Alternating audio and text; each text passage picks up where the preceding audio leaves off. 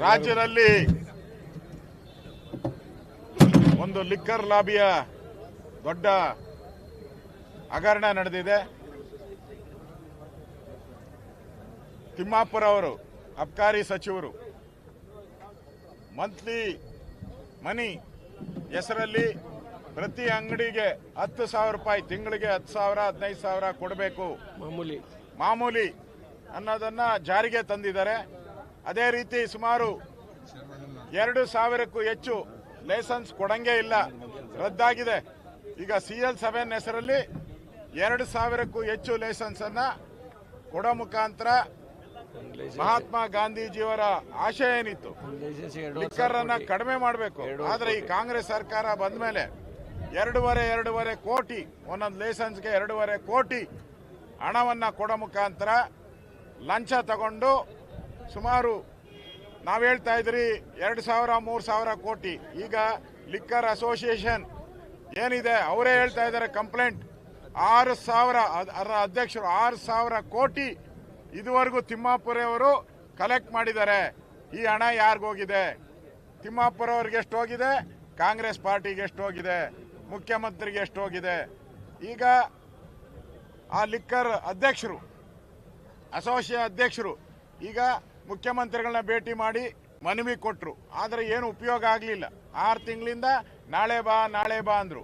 ಈಗ ಅವರು ರಾಹುಲ್ ಗಾಂಧಿ ಅವರಿಗೆ ನಿಮ್ಮ ಸರ್ಕಾರದ ಮಾನ ಮರ್ಯಾದೆ ಕರ್ನಾಟಕದಲ್ಲಿ ಹೋಗ್ತಾ ಇದೆ, ಮಾನ ಮರ್ಯಾದೆ ಉಳಿಸ್ಕೊಳ್ಳಿ ಅಂತೇಳಿ ರಾಹುಲ್ ಗಾಂಧಿಗೆ ಹೋಗಿ ಭೇಟಿ ಮಾಡ್ತಾ ಇದ್ದಾರೆ, ಪ್ರಧಾನಮಂತ್ರಿಗೆ ಹೋಗಿ ಭೇಟಿ ಮಾಡ್ತಾ ಇದ್ದಾರೆ, ರಾಷ್ಟ್ರಪತಿಗೆ. ಅಂದ್ರೆ ಕರ್ನಾಟಕದ ಮಾನ ಮರ್ಯಾದೆಯನ್ನ ಈ ತಿಮ್ಮಾಪುರ ಅವರು ಮತ್ತೆ ಮುಖ್ಯಮಂತ್ರಿಗಳು ಹರಾಜು ಹಾಕ್ಬಿಟ್ಟಿದ್ದಾರೆ.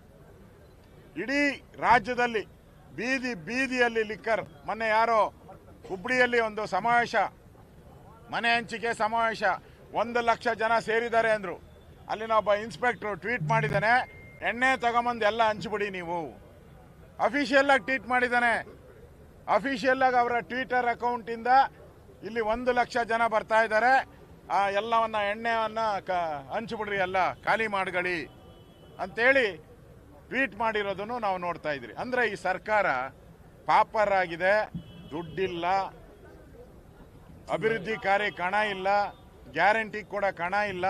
ಅದಕ್ಕೆ ಈಗ ಮನೆಗೂ ಲಿಕ್ಕರ್ ಕೊಟ್ಟು ಜನಗಳನ್ನ ಹಾಳು ಮಾಡೋದ್ರ ಜೊತೆಗೆ ಇವತ್ತು ಲೂಟಿ ಹೊಡಿತಾ ಇದ್ದಾರೆ. ಇಂಥ ಭ್ರಷ್ಟ ಸರ್ಕಾರ ತೊಲಗೋಬೇಕು, ತಿಮ್ಮಾಪುರ ರಾಜೀನಾಮೆ ಕೊಡಬೇಕು. ಅವ್ರು ಕೊಟ್ಟಿಲ್ಲ ಅಂತ ಹೇಳಿದ್ರೆ ಮುಖ್ಯಮಂತ್ರಿಗಳಿಗೆ ಇದು ಟರ್ನ್ ಆಗ್ತೈತೆ. ಮುಖ್ಯಮಂತ್ರಿನೇ ಇದರಲ್ಲಿ ಭಾಗಿದಾರರು ಅಂತೇಳಿ ಜನ ಮಾತಾಡಕ್ಕೆ ಶುರುವಾಗಿದ್ದಾರೆ. ಅದಕ್ಕೆ ಮುಂಚೆ ನೀವು ರಾಜೀನಾಮೆ ತೆಗೆದುಕೊಂಡ್ರೆ ನೀವು ಬಚಾವ್ ಆಗ್ತೀರಾ. ಇಲ್ಲ ಅಂದ್ರೆ ಇದು ಮುಖ್ಯಮಂತ್ರಿನೇ ಇನ್ವಾಲ್ವ್ಮೆಂಟ್. ಅವ್ರು ಹೇಳಿದ್ದಾರೆ ಎಲ್ಲ, ನನಗೆ 3 ಜಿಲ್ಲೆ ಕೊಟ್ಟಿದ್ದಾರೆ ಅಷ್ಟೇ. ಅಬಕಾರಿ ಮಂತ್ರಿ ಅವರ ಬೆಂಬಲಿಗರು ಹೇಳ್ತಾ ಇರೋದು ನಮಗೆ 3 ಜಿಲ್ಲೆ ಕೊಟ್ಟಿದ್ದಾರೆ, ಇನ್ನ ಉಳಿದಂತ 28 ಜಿಲ್ಲೆಗಳನ್ನ ಹೈಕಮಾಂಡೇ ಮೇಂಟೈನ್ ಮಾಡ್ತಾ ಇದೆ ಅಂತ ಹೇಳಿದ್ದಾರೆ ಅವರೆಲ್ಲ. ಇದು ನಿಜ ಆಗೋತದೆ. ಅದರಿಂದ ಇದು ದೊಡ್ಡ ಭ್ರಷ್ಟಾಚಾರ. ಈ ಭ್ರಷ್ಟಾಚಾರ ಮಾಡಿರೋಂಥ ತಿಮ್ಮಾಪುರೆಯವ್ರನ್ನ ರಾಜೀನಾಮೆ ಪಡಿಬೇಕು ಆಗ್ರಹ ಮಾಡ್ತಾ ಇದ್ದೀನಿ. ಅದೇ ರೀತಿ ನಮ್ಮ ಬಳ್ಳಾರಿಯಲ್ಲಿ ಗುಂಡಿನ ದಾಳಿಯನ್ನು ನಡೀತು, ಜನಾರ್ದನ್ ರೆಡ್ಡಿ ಅವರ ಕೊಲೆ ಪ್ರಯತ್ನ ಏನು ಮಾಡ್ತು, ಮೊನ್ನೆ ಅವರ ಮನೆಗೆ ಬೆಂಕಿ ಹಚ್ಚುವಂಥ ಕೆಲಸವನ್ನ ಏನು ಮಾಡಿದ್ರು, ಇದೆಲ್ಲ ಪೂರ್ವ ನಿಯೋಜಿತ. ಕಾಂಗ್ರೆಸ್ ಅವರು ನೆಕ್ಸ್ಟ್ ಅಧಿಕಾರಕ್ಕೆ ಬರಲ್ಲ ಅನ್ನೋ ಭ್ರಮೆ ಬಂದ್ಬಿಟ್ಟಿದೆ ಅವ್ರಿಗೆ ಆಲ್ರೆಡಿ. ಅದರಿಂದ ಗೂಂಡಾಗಿರಿ ಮಾಡುವಂತ ಒಂದು ಹೀನ ಕಾರ್ಯಕ್ಕೆ ಮಾಡಿದ್ದಾರೆ. ಇದನ್ನು ಕೂಡ ವಿಧಾನಸಭೆಯಲ್ಲಿ ನಾವು ಪ್ರಸ್ತಾವ ಮಾಡೋರಿದ್ದೀರಿ. ಕರ್ನಾಟಕದಲ್ಲಿ ಇವತ್ತು ಗೂಂಡಾ ಸರ್ಕಾರ ಇದೆ. ಯಾರು ಹಿಂದೂ ಕಾರ್ಯಕರ್ತರಿದ್ದಾರೆ ಅವ್ರ ಮೇಲೆಲ್ಲ ಕೇಸ್ಗಳನ್ನು ದಾಖಲು ಮಾಡ್ತಾ ಇದ್ದೀರಾ.